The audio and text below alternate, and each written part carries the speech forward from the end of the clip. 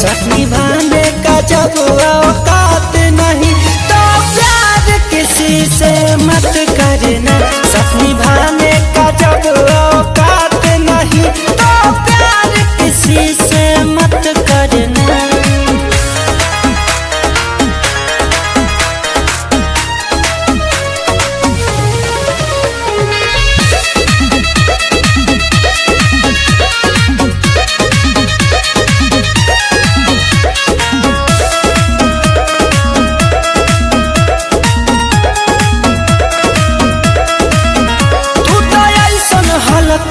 बना दिहलू हमके सबके हो सोझा गिरा दिहलू।